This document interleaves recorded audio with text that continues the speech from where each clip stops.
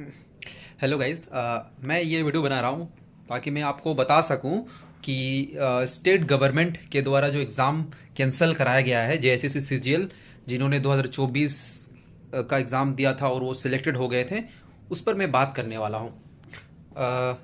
बहुत सारे बच्चों ने विरोध करा था इस एग्ज़ाम को कैंसिलेशन के लिए। वैसे मैं स्पेशल इस एग्ज़ाम के बारे में अभी बताऊंगा।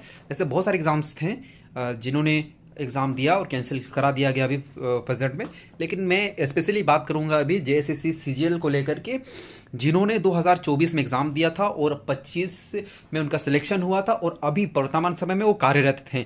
लेकिन जैसे ही एग्ज़ाम को पूरी तरह से कैंसिल कर दिया गया, तो उससे सिर्फ वैसे बच्चों को इफेक्ट नहीं पड़ा जिन्होंने गलत तरीके से क्वालिफिकेशन प्राप्त किया था, गलत गलत तरीके से क्वालिफाइड हुए थे। इससे सबसे ज़्यादा फर्क उन बच्चों को पड़ा जिन्होंने कड़ी मेहनत करके बहुत दिन रात एक करके सफलता पाई थी, एग्ज़ाम क्रैक करा था। मैं उनके लिए ये बात कर रहा हूँ कि यार, आप गवर्नमेंट में ये नहीं कह रहा हूँ कि झारखंड सरकार का ये डिसीजन गलत है, लेकिन उनका ऐसे कैंडिडेट को हटाना जिन्होंने कड़ी मेहनत करके एग्ज़ाम क्रैक किया और फिर अचानक जब उन्हें पता चलता है कि ये एग्ज़ाम पूरी तरह से कैंसिलेशन हो गया, ये नहीं होना चाहिए।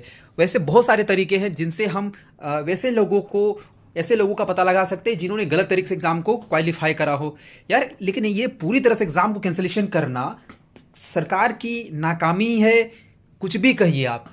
मुझे एक कहावत याद आ रही है, लाखों गुनाहगारों को सजा मिले ना मिले लेकिन एक बेगुनाहों को सजा नहीं मिलनी चाहिए। बस ये बात सेम टू सेम इसमें बैठती है कि आप अगर एग्जाम को कैंसिलेशन करवा रहे हैं तो आपको यह भी ध्यान रखना है कि उन बच्चों का क्या होगा जिन्होंने बहुत ज्यादा प्रिपरेशन करा है, बहुत ज्यादा मेहनत किया है इतने लंबे टाइम तक। स्पेशली पहली बात तो झारखंड में जॉब निकलता नहीं है टाइम से, और सोचो कि अगर एक टाइम निकला और उसमें जाकर के वे क्वालिफाइड हुए हैं, मतलब आप ये पता अनुमान लगा सकते हैं कि उन्होंने किस हद तक तैयारी की, कितना टाइम उन्होंने वेट करा, इसके बाद जाकर के उन्हें सफलता मिली। और फिर यार ये पता चलता है कि एग्जाम पूरी तरह से कैंसिल हो गया।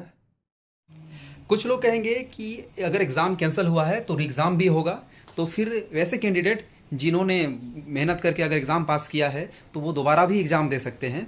लेकिन मैं उन लोगों को कहना चाहूँगा जो ये बात सोचते हैं कि दोबारा से वो एनर्जी लाना खुद के अंदर बहुत मुश्किल होता है। अगर मैं आपको कहूँ कि आप जिस पॉइंट पे हैं, अगर मैं आपको कहूँ कि अभी से 10th का एग्ज़ाम, 12th का एग्ज़ाम अगर दोबारा देने कहूँ और फिर उसी तरह का एनर्जी लाने कहूँ तो ये पॉसिबल नहीं हो पाएगा। तो एग्ज़ाम अगर रिकंडक्ट होता है, दोबारा एग्ज़ाम होता है, तो ये गलत नहीं है। लेकिन अगर दोबारा एग्ज़ाम होने के बाद वो जो कैंडिडेट है जिन्होंने एक्चुअल में मेहनत करके एग्ज़ाम को क्रैक किया था, उसके लिए दोबारा ये वो एनर्जी गेन करना, दोबारा खुद को मोटिवेट करना, उस पॉइंट पर लाना, उस पीक वैल्यू पे लाना बहुत मुश्किल हो जाता है। तो मेरा ओपिनियन यही रहेगा और मेरा तो यही मानना है कि ये जो सरकार ने जो डिसीजन लिया है वो पूरी तरह से गलत है। और भी बहुत सारे ऐसे तरीके थे जिनके थ्रू जो है ये पता लगाया जा सकता है कि जो बहुत सारे जो गलत कैंडिडेट हैं, गलत तरीके से जिन्होंने सिलेक्शन लिया है, उनका बहिष्कार किया जा सकता है।